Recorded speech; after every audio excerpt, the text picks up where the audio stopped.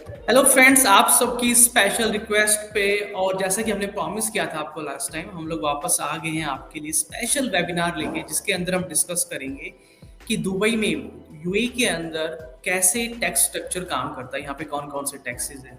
I know सब लोग यहाँ बिजनेस स्टार्ट करना चाहते हैं, लेकिन उसके लिए टैक्स के स्ट्रक्चर को समझना आपके लिए जरूरी है। तो उसके लिए हमारे साथ में रोमिल जी है, जो सीईओ है एस्पायर कंसल्टिंग ग्रुप के, और वो बहुत टाइम से बहुत सारी कंपनीज को सर्विसेज प्रोवाइड करते आ रहे हैं। तो ये आज हमारे साथ में हमको हेल्प करेंगे आपको डिसीजन लेने में, आपको समझने में कि कैसे यहाँ पे कॉर्पोरेट टैक्स और वैट काम करता है। रोमिल भाई, आपका स्वागत है। कैसे हो आप? हेलो एवरीवन, कैसे हैं हितेश जी? Nice all to good be भाई। a part of your webinar and look forward to having a good one. Great. So Romil भाई, आज मैंने कुछ क्वेश्चंस को डिजाइन किया है जो जी, अक्सर हमारे क्लाइंट जो बिजनेस स्टार्ट करना चाहते हैं वो पूछना चाहते हैं। हमेशा मन में कुछ सवाल रहते हैं बिजनेस स्टार्ट करते टाइम टैक्स absolutely. से रिलेटेड। तो फर्स्ट क्वेश्चन ये है, बेसिकली देखो, दुबई पॉपुलर है जो वो है टैक्स के लिए। सबको लगता है कि कॉर्पोरेट टैक्स जीरो है, वैट जीरो है, और इनकम टैक्स कुछ भी नहीं है। But in terms of business, जब हम बिजनेस स्टार्ट करते हैं तो थोड़ा सा क्या आप एक आइडिया दोगे सबसे पहले कि यूएई के अंदर कॉर्पोरेट टैक्स क्या है और ये किसके ऊपर अप्लाई होता है और कैसे काम करता है कॉर्पोरेट टैक्स स्पेसिफिकली? जी बिल्कुल। सो ये जो आप पॉइंट बोल रहे हैं दैट वैट जीरो है, कॉर्पोरेट टैक्स जीरो है, that was a little earlier. As of today things have changed a bit. थोड़ी चीज़ें चेंज हो गई हैं यूएई के अंदर. And okay. Now in 2023 first June को यूएई ने अनाउंस किया था कॉर्पोरेट टैक्स का implementation. So any company which is doing turnover and has a net profit of more than 375,000 dirhams. जिस ओके। भी कंपनी का नेट प्रॉफिट 375 के ज़्यादा है 1000 दिरहम से, सो उन पे 9% कॉर्पोरेट टैक्स की एप्लीकेबिलिटी आती है. फॉर द कंपनीज जो इससे कम कर रहे हैं, 375,000 दिरहम से बिलो है उनका नेट प्रॉफिट, उन पे 0% टैक्स एप्लीकेबिलिटी है. ये जो लॉ है both mainland as well as free zone companies पे एप्लीकेबल है एंड लास्ट ईयर से 2023 से एक्चुअली अप्लाई हुआ है. ओके, ठीक है। यानी कि अगर किसी का प्रॉफिट, यानी कि पूरे साल का प्रॉफिट 3,75,000 दिरहम से ज्यादा है, उसके जी ऊपर ही उसको कॉर्पोरेट टैक्स पे करना है। अगर प्रॉफिट एक्सीड हो जाता है तो टोटल पे नहीं करना है, सिर्फ उसके ऊपर जो अमाउंट उस पे एग्जैक्टली. पे करना है, right? Exactly, you are absolutely okay. Right. जो ही डिफरेंशियल है आपका बिटवीन योर नेट प्रॉफिट, जो कि एक्सेस है मोर देन 375, केवल उसी पे आपको 9% कॉर्पोरेट टैक्स पे करना है. ओके रोमिल भाई, यानी कि ये फ्लैट है 9%, या इसके अंदर कुछ स्लैब सिस्टम भी जैसे इंडिया में स्लैब होता है या बाकी जगह, या फ्लैट है ये? द गुड पार्ट इज कि यूएई में they do not have a multiple rate system. It is a flat rate of 9% जो एप्लीकेबल है सारी कॉर्पोरेट्स पे. We will discuss about other bigger entities later, but okay. yes, 9% is a flat rate which is applicable on all sorts of companies great predominantly. भाई। I mean अब India में अगर हम comparison करें या किसी और भी कंट्री में, ऑब्वियसली वहाँ पे टैक्स रेट हायर होते हैं कॉर्पोरेट टैक्स में। बहुत ज़्यादा है, सो एज ए, या absolutely. So as a entrepreneur, it's really, I mean it's a good news कि पैसा बचाने के लिए भी और ऑब्वियसली बिजनेस करने के लिए भी। ओके, सो इसी से बिल्कुल. रिलेटेड सेकंड क्वेश्चन मेरा ये है कि अब दो तरह की कंपनीज होगी, ठीक है? एक कंपनीज है जो मेनलैंड में रजिस्टर्ड है, सेकंड टाइप ऑफ कंपनी है जो फ्री जोन के अंदर रजिस्टर्ड है। सो फ्री जोन के अंदर भी क्या कॉर्पोरेट टैक्स अप्लीकेबल होता है? सेम स्ट्रक्चर है या कुछ अलग है वहां पे? Very valid point. Free zones को एक सर्टेन एग्जेम्पशन दिया गया है अगर वो जो कंडीशंस मेंशन्ड है लॉ में वो मीट कर सकती हैं, which is like economic substance उस फ्री जोन में मेंटेन करना.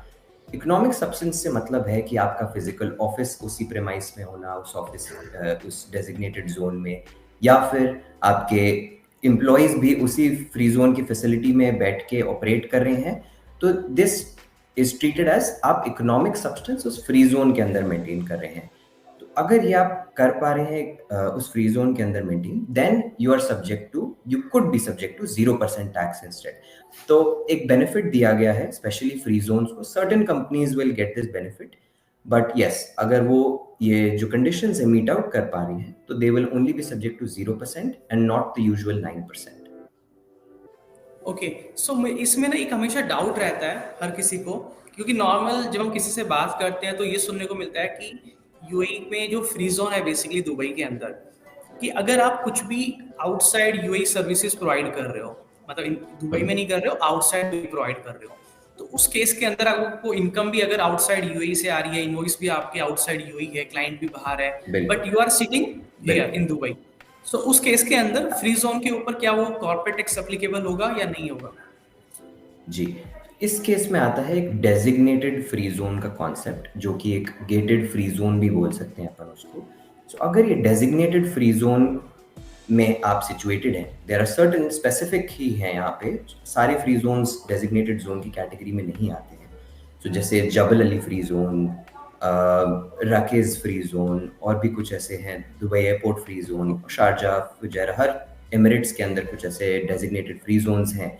अगर आप की कंपनी उन free zone, specific free zones में बेस्ड है और आप केवल इंटरनेशनल बिजनेस कर रहे हैं, I am talking about goods, services पे ये सेम बेनिफिट नहीं है, बट अगर गुड्स की आप हाई सीज सेल कर रहे हैं या आपका ट्रांसशिपमेंट हो रहा है वेयर गुड्स आपके यूएई के अंदर एंटर नहीं हो रहे, इन दैट केस आप जीरो रेटिंग जो अपन ने डिस्कस किया उसका बेनिफिट एंजॉय कर सकते हैं in UAE, and you don't have to pay this 9%।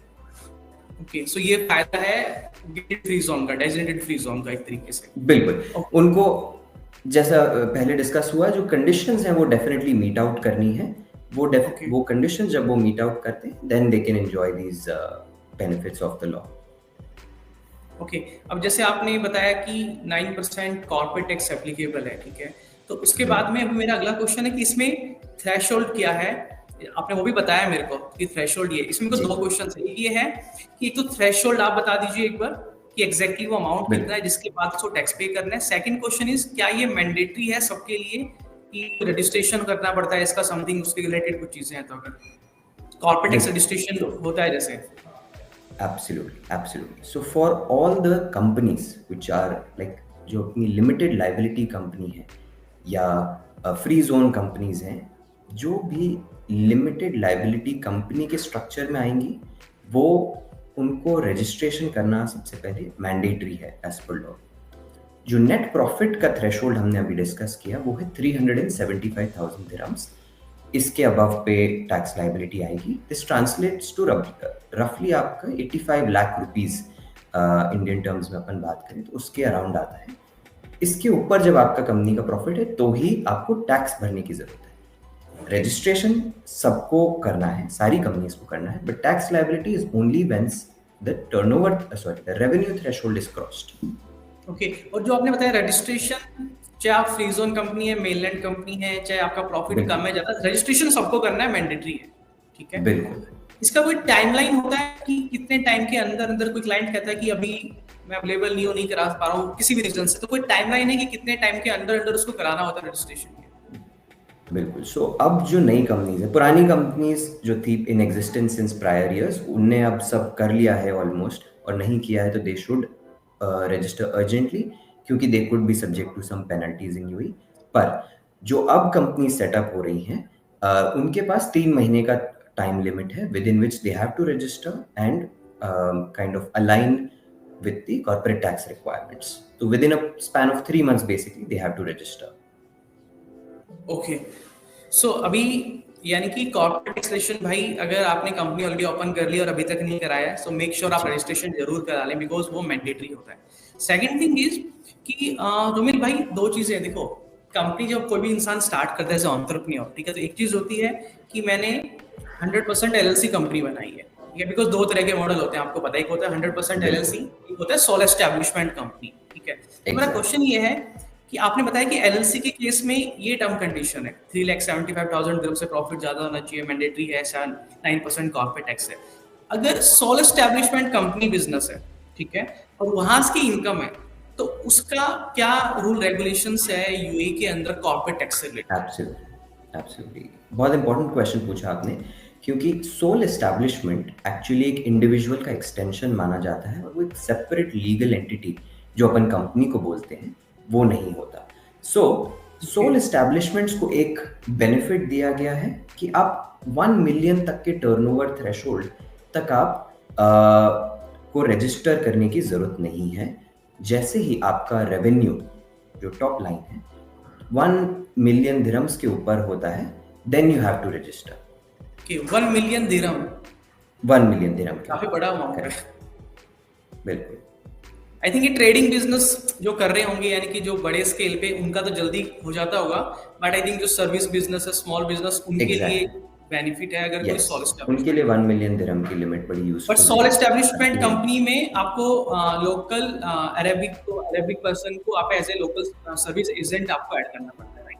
जी, जी, होल्डिंग तो, ओनरशिप तो पूरी आपके पास रहेगी, बट यस एक सर्विस एजेंट की रिक्वायरमेंट होती है एज पर यूएई लॉज, वो जरूर एक मीट आउट करनी पड़ती है। यस, ओके, भाई देखो क्या होता है कि ना, जब मैं डील करता हूँ स्पेसिफिकली क्लाइंट से, कोई किसी भी कंट्री से, और जब उसको बिजनेस बिल्कुल, स्टार्ट करना होता है, तो उसके दिमाग में पहला, क्योंकि देखो मेजोरिटी ऑफ क्लाइंट क्या होता है कि वो बिजनेस स्टार्ट करना चाहते हैं दुबई में एक टैक्स पर्पस के लिए भी, बिकॉज आप बहुत हैवी टैक्स पे, जो आपकी बिजनेस की टर्नओवर करोड़ों के अंदर है, ठीक है, 1 करोड़, 2 करोड़, 50 करोड़, 100, 200, 300 करोड़, 500, आपका प्रॉफिट ही करोड़ों के अंदर है, देन ऑब्वियसली उसका 2%, 5% टैक्स भी बहुत ज्यादा बन जाता है। तो क्लाइंट अक्सर पूछते हैं कि हितेश भाई ये बताओ कि बिल्कुल, हमें बिजनेस स्टार्ट करना है, हमारा अभी ये टर्नओवर, ये बिजनेस है, अगर हम सेम चीज दुबई में भी करते हैं, मैन्युफैक्चरिंग प्लांट लगाते हैं, इंडस्ट्रियल लाइसेंस है, बहुत बड़े बड़े प्रोजेक्ट आते हैं हमारे पास में, तो आप एक कुछ कंपैरिजन थोड़ा सा बता सकते हैं कि एग्जांपल के लिए, कि मान लो कोई इंडिया में प्रॉफिट कर रहा है 1 करोड़ का, ठीक है, एक ओके, करोड़ का प्रॉफिट किया इंडिया में, और सेम प्रॉफिट अगर कोई करता है दुबई में, यूएई के अंदर, 1 करोड़ का okay, profit, understood, I am हाँ, talking about profit, not revenue, ठीक है, तो उस केस में बिल्कुल, कितना टैक्स उसको पे करना पड़ेगा अगर वो इंडिया में है? अभी हम सिर्फ इंडिया का एग्जांपल ले रहे हैं, बाकी कंट्रीज बहुत सारी है, लेकिन अगर वो दुबई में है तो बिल्कुल, कितना पे करना पड़ेगा? तो एक थोड़ा सा कंपैरिजन अगर आप देंगे तो बहुत ज्यादा क्लैरिटी मिल जाएगी लोगों को। I understand perfectly fine. तो इंडिया में जैसे आप जानते हैं एक बेस सेट अमाउंट जो है, देर इज नो थ्रेशोल्ड जिसके ऊपर ही टैक्स लगेगा, तो वो आप अज्यूम करें अगर 25%, if we leave out all the cess और जो एडिशनल टैक्सेस हो सकते हैं, जस्ट एट 25% कैलकुलेट करें तो 25 लाख स्ट्रेट फॉरवर्ड अपनी रफली जो नेट प्रॉफिट पे टैक्सेबिलिटी आएगी। ओके, इसमें अगर आपने हम यूएई में वो 25% एवरेज लिया है, अगर कॉर्पोरेट टैक्स इंडिया में है तो 1 करोड़ के ऊपर सीधा 25 लाख हो बिल्कुल, गए। बिल्कुल, करेक्ट। करेक्ट। तो अगर अपन यूएई की पर्सपेक्टिव से देखें तो बेस 375 का एग्जेम्पशन मिल गया। 1 करोड़ को अपन जब कन्वर्ट करेंगे दिरहम टर्म्स में, रफली 4.5 लाख दिरहम के आसपास आएगा। सो ओके, डिफरेंशियल बचा अपना 75,000 दिरहम, जिसपे अगर 9% लगाते तो 7,000 दिरहम नियर अबाउट आपका टैक्स बनता है। वो कुछ इंडियन टर्म्स में अगर अपन देखें तो 1.5 लाख रुपए, वन 1.5 लाख लाख फिफ्टी के थाउजेंड आसपास रुपीज के का, ओह माय आसपास गॉड। ही यानी बनेगा कि यूएई के आप अंदर कह रहे हो कॉर्पोरेट टैक्स। वहाँ 25 लाख बन रहा है कॉर्पोरेट टैक्स जी, आपका, यहाँ पे 1.5 लाख बन रहा है बिल्कुल, सिर्फ। बिल्कुल, बहुत बड़ा डिफरेंस है। बहुत बड़ा that is difference. Why UAE is a preferred destination, और ये कॉर्पोरेट टैक्स भी एक ग्लोबल रिक्वायरमेंट की वजह से लाया गया है, but they have made sure कि बहुत कम रहे, it is at a very reasonable rate so that does not affect the people in general. Okay, और जैसा आपने बताया कि स्पेसिफिकली मैं इंडिया की बात करूँ तो वहाँ पे स्लैब सिस्टम मतलब नहीं है कि यहाँ तक आपको कॉर्पोरेट टैक्स नहीं पे करेक्ट, करना, जीरो से करेक्ट, लेके कंप्लीट प्रॉफिट पे लगता ही लगता है, मतलब आपको। एब्सोल्युटली, एब्सोल्युटली, ओके, गाइस, मैं कोशिश कर रहा हूँ कि आप सबके मैक्सिमम क्वेश्चन जितने भी आप लोग हमें शेयर करते हो, कॉल पे बात करते हो, व्हाट्सएप पे कमेंट बॉक्स में करते हो, मैं वो सारी चीजें कवर करूँ आज, बट स्टिल अगर आपको लगता है कि हितेश मेरा एक ये स्पेसिफिक क्वेश्चन है मेरे बिजनेस से रिलेटेड, आपको इनकॉर्पोरेट कंपनी करनी है, बिजनेस स्टार्ट करना है, कुछ भी आपको समझना है, तो ऑब्वियसली आप हमें मैसेज कर सकते हैं, कॉल कर सकते हैं, और यहाँ पे कमेंट बॉक्स में लिख के भी अपने क्वेश्चन सबसे पूछ सकते हैं, ताकि मैं अभी उसको इमीडिएट बेसिस पे भी कवर कर लूँ। Okay, absolutely. सो रमिल भाई, first of all thank you so much इतनी डेप्थ में इतनी क्लैरिटी देने के लिए अभी तक। मुझे बहुत कुछ सीखने को मिल रहा है पर्सनली आपसे, इतनी सारी चीजें बात कर रहा हूँ तब। मैंने ना एक चीज सुनी है कि जो दुबई गवर्नमेंट है, यूएई गवर्नमेंट है, वो चाहती है कि एंटरप्रेन्योर यहाँ पे आए, यहाँ पे बिजनेस करे, बिल्कुल, वो दिल से बिल्कुल, चाहते हैं उनको सपोर्ट करना। तो एक अभी राइट, इनिशिएटिव भी आया था कुछ स्मॉल बिजनेस रिलीफ से रिलेटेड, यानी कि कुछ एब्सोल्युटली, नए एंटरप्रेन्योर्स है, अभी स्मॉल स्केल पे बिजनेस है, तो कुछ टैक्स से रिलेटेड की जो 9% टैक्स या कुछ हो रहा है, उनको वो भी माफ कर दिया जाए कि आप आओ भाई, बिजनेस करो और पैसा कमाओ तुम लोग। तो थोड़ा सा अगर वो भी समझाओ एग्जैक्टली क्या चीज है। जी, जी। सो स्मॉल बिजनेस रिलीफ जो ऑफर की गई है, दिस इज फॉर कंपनीज जिनका टर्नओवर 3 मिलियन दिरहम के नीचे है।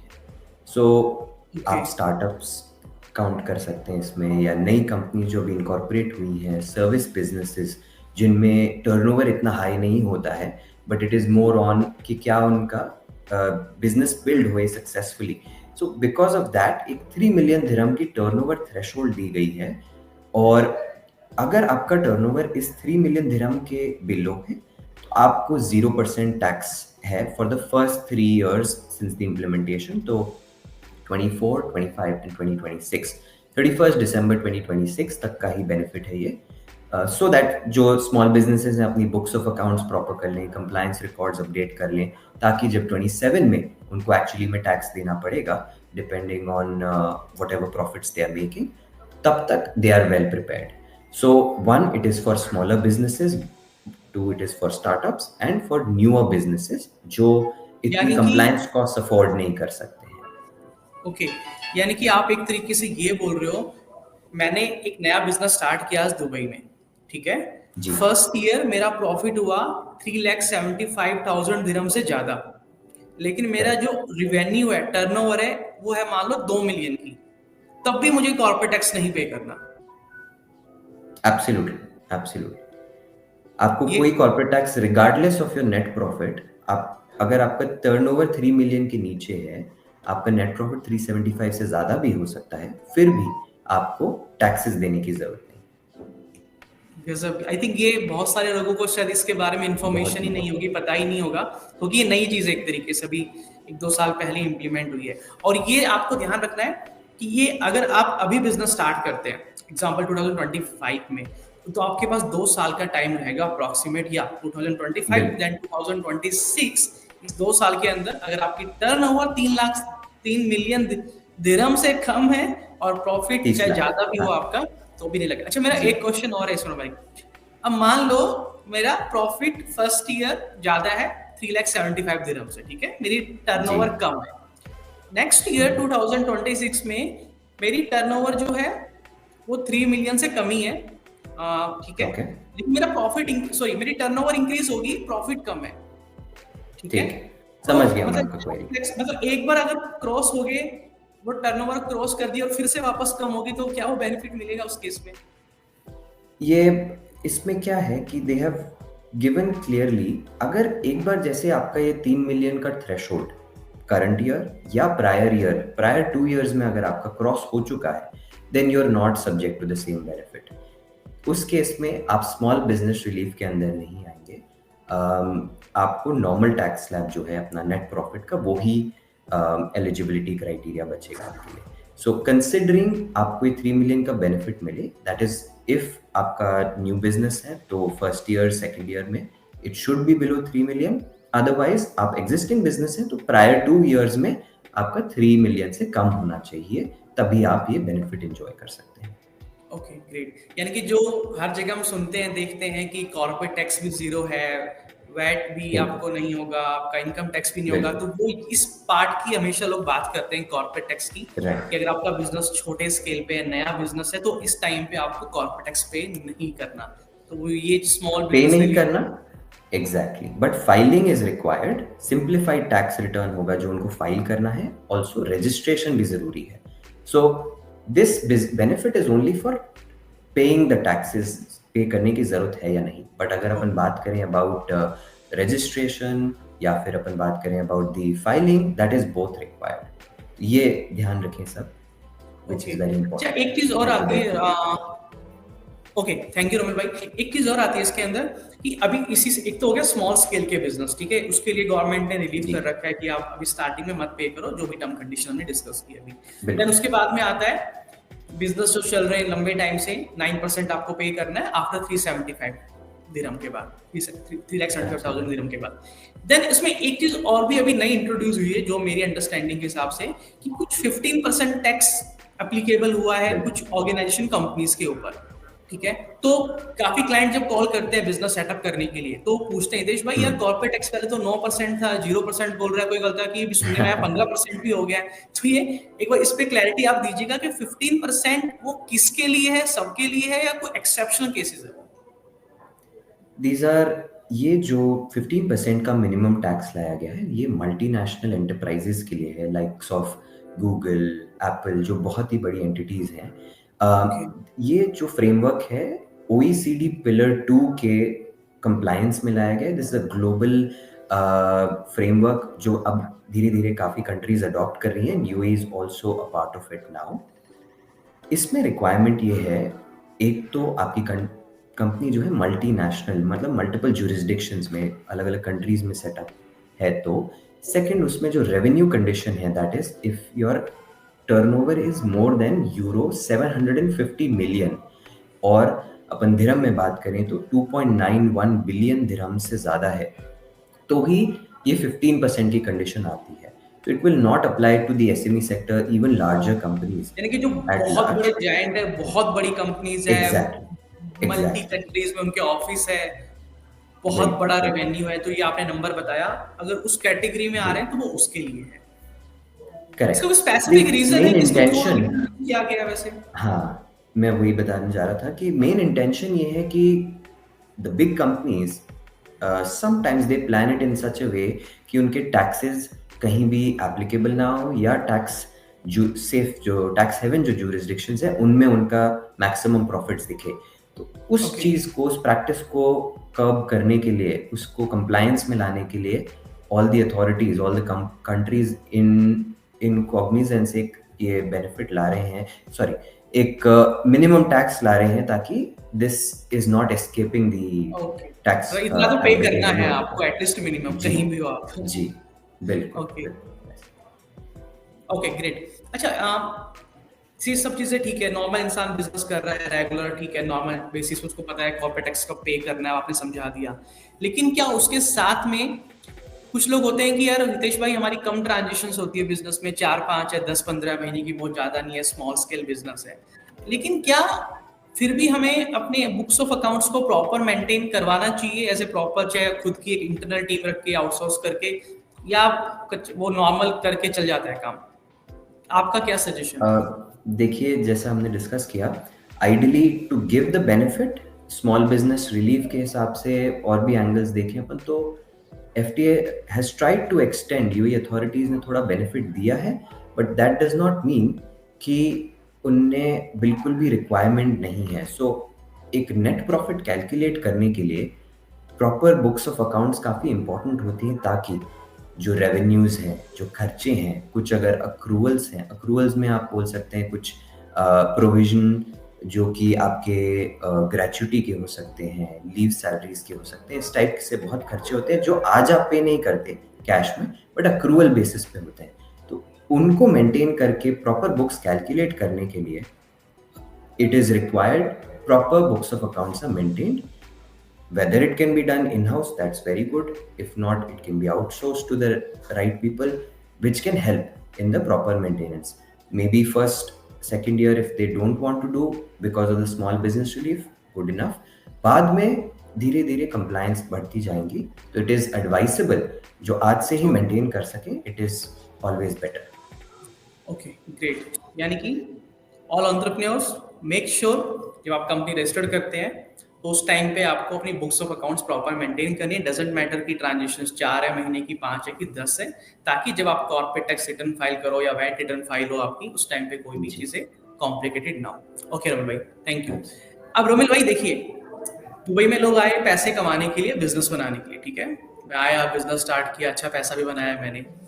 अब उसके बाद में ऑब्वियसली अगर एग्जांपल के लिए मेरी होम कंट्री इंडिया है, ठीक है, तो मैं चाहूंगा कि ठीक है, मुझे वहां पैसों की जरूरत है, तो मुझे दुबई से पैसा इंडिया भी लेके जाना है, ठीक है, और तो उस केस में Absolutely. क्या पर्सनल इनकम, अच्छा इससे पहले मुझे एक चीज और बताइए कि यूएई के अंदर मान लो कोई जॉब कर रहा है, कोई पर्सनल इनकम है, ठीक है, तो उस पर्सनल इनकम के ऊपर क्या टैक्स दुबई में यहाँ पे लगेगा या नहीं लगेगा? इसी से रिलेटेड सेकंड क्वेश्चन है कि वो पैसा कमाने के बाद अगर इंडिया लेके जाना है तो उसके ऊपर लगता है कि नहीं लगता? ग्रेट। ये बहुत ही इम्पोर्टेंट क्वेश्चन इसलिए क्योंकि मोस्टली जो लोग आते हैं UAE, apart from the charm of the place, एक बहुत बड़ा फैक्टर है कि आपकी पर्सनल इनकम पे टैक्स नहीं है यूएई में। So if you are getting a salary, कोई डिविडेंड, कोई कैपिटल गेन्स आप अर्न कर रहे हैं, या आपकी रेंटल इनकम आ रही है यूएई के अंदर, यूएई सोर्स, तो आपको उस पर कोई भी टैक्स नहीं है। जो अपन ने सोल एस्टैब्लिशमेंट का स्ट्रक्चर अलग हो गया जो अपन ने पहले डिस्कस करेक्ट। किया, but this is personal in the hands of an individual, उस पे कोई भी तो टैक्स जॉब कर नहीं रहा है है। स्पेसिफिकली, वो जो भी personal as a exactly, income कमा रहा है उसके ऊपर। एग्जैक्टली, तो उस पे कोई भी टैक्स नहीं है, it is absolutely exempt from taxes. Okay, great. तो मेजोरिटी लोग तो, क्योंकि यस, इंडिया में मेरे इतने सारे फ्रेंड है जो जॉब कर रहे हैं, तो उनकी बिल्कुल। सबसे बड़ी प्रॉब्लम ये होती है कि यार पैसा पहले आता नहीं है, पहले कट जाता है पैसा। ऑब्वियसली टीडीएस वगैरह डिडक्ट होता है वहां पे। टीडीएस, तो जी जी जी। तो वो हमेशा इसी प्रॉब्लम को गाते रहते हैं। बट जब भी हमारा डिस्कशन होता है, हम जैसे दुबई में लोग जॉब कर रहे हैं, काम कर रहे हैं, यार कभी जब मीटअप होता है तो ये चीज हमेशा रहती है कि यार हम लोग इस मामले में फायदे में रहते हैं, अच्छा पैसा सेव हो जाता है एडिशनल। ओके, अच्छा एक चीज राइट, इसी में मैंने आपसे पूछी थी कि अब ओके, इससे पहले एक चीज मैं समझता हूँ।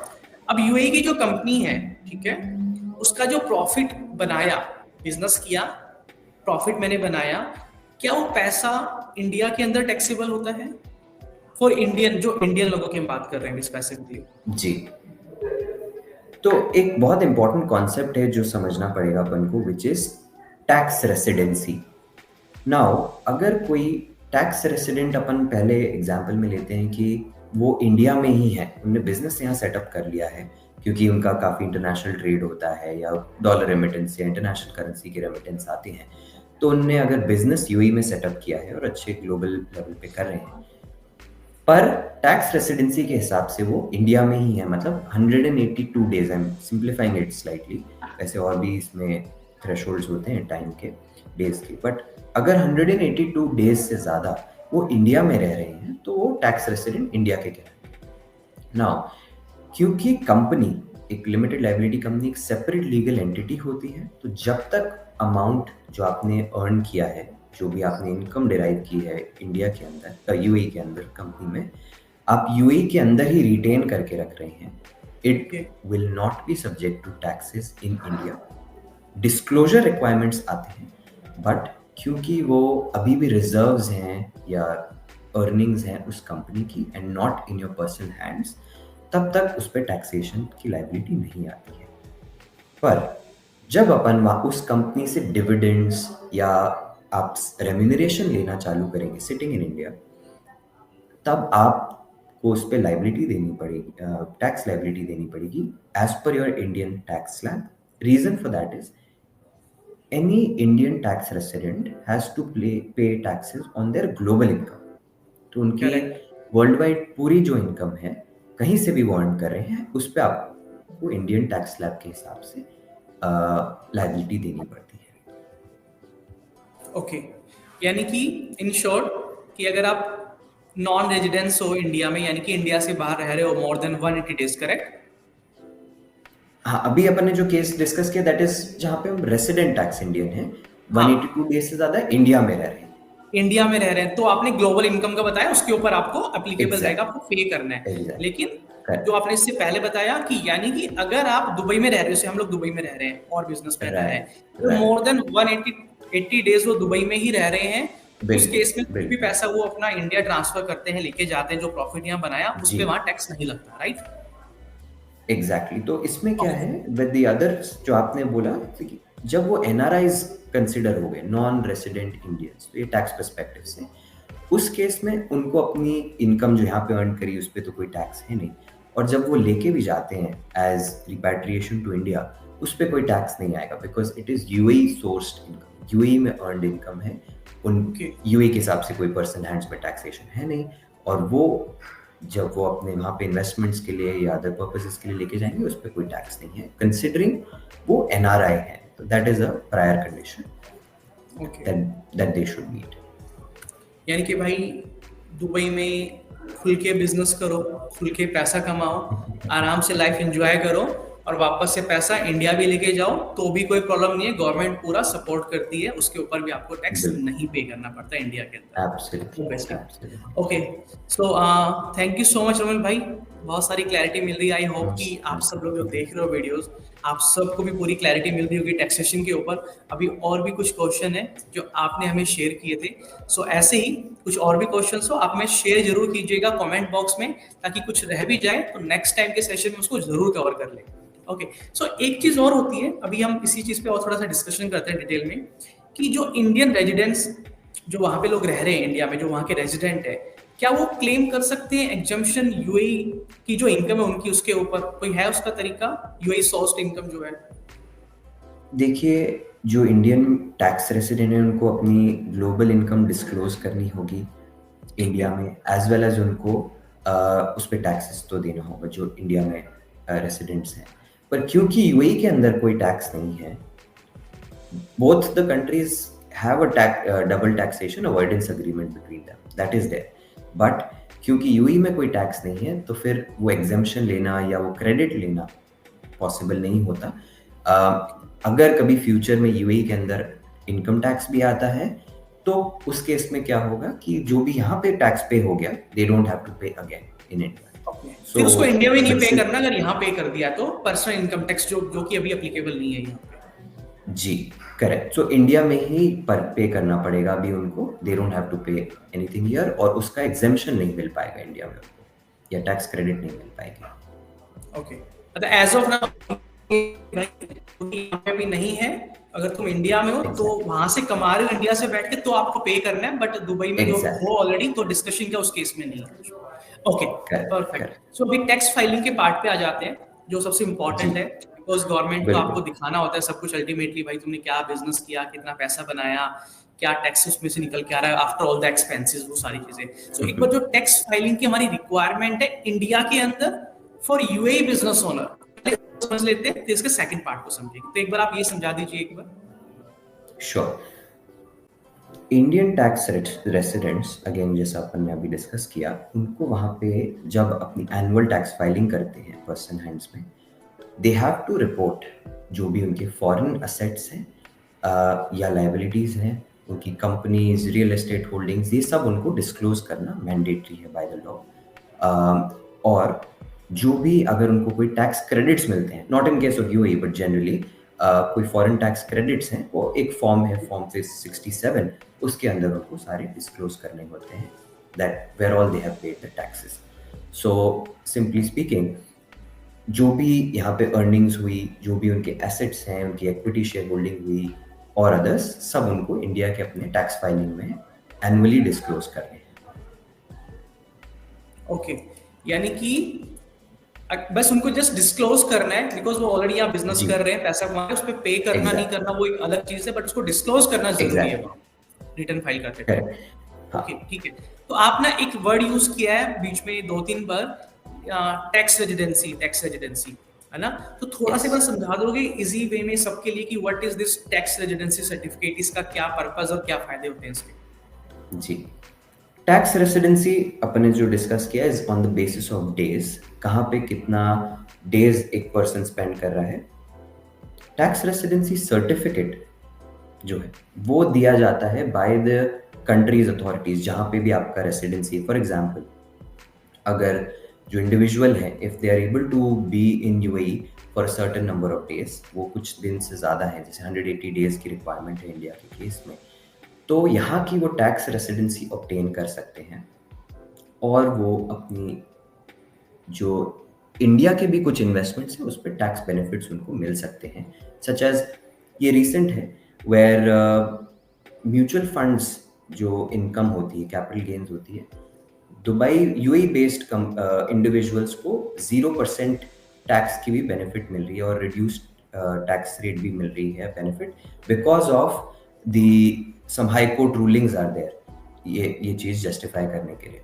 सो coming back to the point, tax residency certificate ये प्रूव करती है कि आप एक कंट्री में आप you are meeting the threshold, जो डेज की रिक्वायरमेंट है, आप उससे ज्यादा रह रहे हैं उस कंट्री में और आप उस कंट्री के ही रेसिडेंट हैं। और इंडिया में फॉर एग्जाम्पल अगर आप यूएई में ले लेते हैं टैक्स रेसिडेंसी सर्टिफिकेट, तो इंडिया में आपको ये यूएई सोर्स्ड इनकम पे टैक्स देने की जरूरत नहीं है और कुछ बेनिफिट्स भी मिल सकते हैं, जैसा अपन ने म्यूचुअल फंड के केस का डिस्कस किया फॉर एग्जांपल, कुछ बेनिफिट्स भी इससे निकल के आते हैं।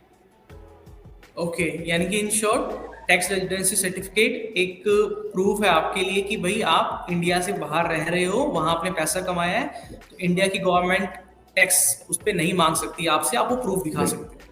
Exactly right.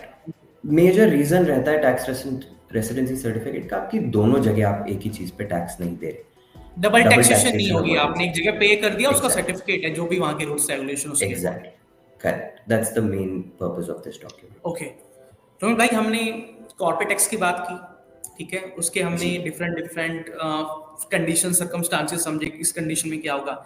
देन हमने पर्सनल टैक्स की भी बात की, इनकम टैक्स की भी हमने बात की, हमने 15% टैक्स की बात की। अब एक चीज और आती जो कि है वैट।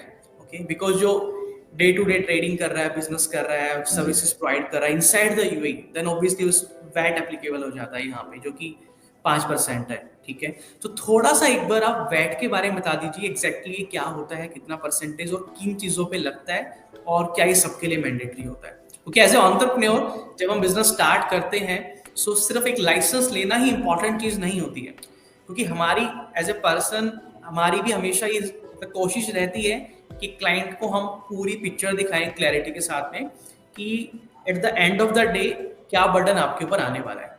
ओके, सो एक बार वैट की क्लैरिटी एब्सोल्युटली, थोड़ा सा दीजिए आप, कि वैट कैसे वर्क करता है यूई क्या। बिल्कुल, बिल्कुल। तो वैट एक इनडायरेक्ट टैक्स है।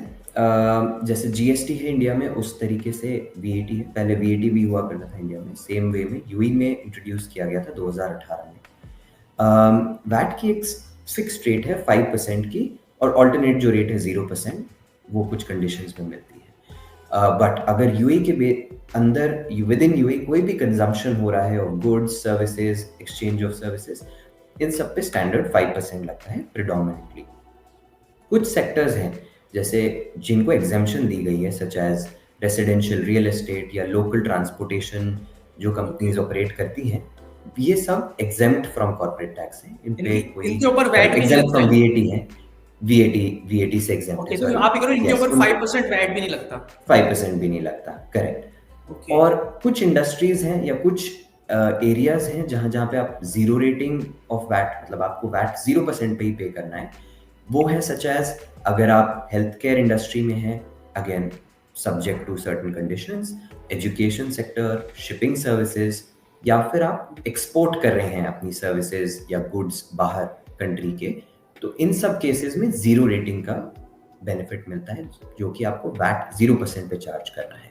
You don't need to collect and pay the 5%। Okay, अभी आपने लास्ट पॉइंट नाउ, बोला कि कुछ जो हाँ जी, एक्सपोर्ट कर रहा है गुड्स को, इंपोर्ट एक्सपोर्ट, यानी कि जो बिल्कुल, बिजनेस, जो मैं समझ पाया हूँ कि कंपनी जो लिस्टेड है, लाइसेंस आपने ले रखा है दुबई में, यूएई में, आप बिजनेस यहाँ से करेक्ट, ऑपरेट कर रहे हो, बट आपने प्रोडक्ट एक कंट्री से इंपोर्ट किया, दूसरी कंट्री को जी, एक्सपोर्ट कर दिया कहीं पे, यानी कि प्रोडक्ट को आपने दुबई के अंदर यूएई में नहीं सेल किया आपने, तो उस केस में भी यस, वैट एप्लीकेबल नहीं होगा, राइट। एब्सोल्युटली। तो दो तरीके होंगे, अगेन वो थोड़ा डिटेल में अपन और आगे डिस्कस कर लेंगे। बट अगर आपने गुड्स, फॉर एग्जांपल आपकी मेनलैंड कंपनी में के वेयर हाउस में है या मेनलैंड कंपनी के पास है, और आप अब उसको एक्सपोर्ट कर रहे हैं कंट्री के बाहर with proper customs documentations and all the other, कुछ रिक्वायरमेंट है लॉ की, जैसे आपके एग्जिट स्टैंप होना चाहिए और ये सब चीज़ें, once you meet the document requirement and you can prove कि आपने प्रॉपर एक्सपोर्ट किया है, in that case you can zero rate the transaction, आपको वैट चार्ज करने की जरूरत नहीं है। ओके, और in case of free zone अगर कंपनी है और सेम कंडीशन, वही इंपोर्ट किया कहीं से, देन इनसाइड यूएई नहीं आया, बाहर की बाहर आउट चला गया, एक्सपोर्ट हो जी, गया, तो इन दैट केस जी, वैट का क्या रोल रहता है। जी, उससे पहले मैं एक बार आपको थ्रेशोल्ड के बारे में भी बता देता हूँ। Okay, for perfect. Registration purposes, हाँ, रजिस्ट्रेशन करने के लिए दो थ्रेशोल्ड्स जो इम्पोर्टेंट हैं। अगर आपका टर्नओवर, अब अपन टर्नओवर की बात कर रहे हैं, कि ओके, जब आपका रेवेन्यू कंपनी का 375,000 दिरहम्स के ऊपर है लास्ट 12 महीने में, तो आपको वैट के लिए मैंडेटरली रजिस्टर करना है। ओके, अगर आपका टर्नओवर लास्ट 12 महीने में 187,500, 50% ऑफ 375 अगर है, तो आपको वॉलंटरी रजिस्ट्रेशन की रिक्वायरमेंट है, which is you have an option whether to register और नॉट, राइट। प्रेफरेबली लोग इसलिए रजिस्टर कर लेते हैं, या तो कस्टमर और वेंडर्स बोलते हैं कि आप रजिस्टर्ड हो तो हमारे लिए डीलिंग करना बेटर है। ऑल्सो कैस्केडिंग इफेक्ट होता है टैक्स का, कि जब आपका वेंडर आपको वैट ओके, चार्ज कर रहा है 5% और आप आगे नहीं कर रहे हैं अपने कस्टमर को, तो 5% का नुकसान होता है। तो इसको अवॉइड करने के लिए जब नया बिजनेस एक 187,500 का थ्रेशोल्ड क्रॉस कर लेता है, तो आइडियली वो सब रजिस्ट्रेशन की एप्लीकेशन मूव कर देते हैं under VAT. right? So now Okay. coming to your point about the free zone, which is, तो यूएई में दो टाइप के फ्री जोन्स हैं. एक है डेजिग्नेटेड फ्री जोन्स, एक है normal other free zones. Designated free zones जो हैं अपन ने ऊपर भी कुछ टाइम पहले भी डिस्कस किया था, which is gated free zones की तरह होते हैं जिसमें कस्टम्स का बॉर्डर होता है. तो इंडिया में भी ये कॉन्सेप्ट है to a similar extent bonded warehouse का. तो जब तक ये गुड्स, वो अगर हम डेजिग्नेटेड जोन की बात करें, तो जब तक ये गुड्स उस फ्री जोन, उस डेजिग्नेटेड फ्री जोन के वेयर हाउस में है जो कि कस्टम्स बॉर्डर के बाहर है, तो वो यूएई के अंदर इंपोर्ट किया गया नहीं माना जाता. टिल द टाइम आपको ना उस पर वीएटी देने की जरूरत है, ना आपको कस्टम्स ड्यूटी की देने की जरूरत है.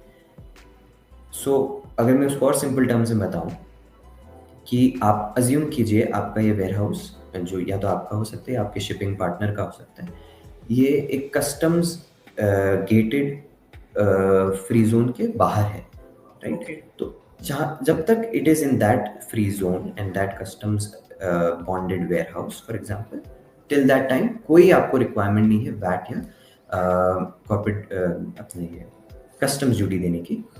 Okay. जब आपने उसको मेनलैंड के लिए क्लियर कर लिया तो वैट आ जाएगा, राइट? उस पर एप्लीकेबिलिटी आ जाएगी. अगर आपने उसको उस फ्री जोन के वेयरहाउस से डायरेक्टली बाहर एक्सपोर्ट कर दिया तो आपको उस पर वैट की कंप्लायंस की जरूरत ही नहीं है.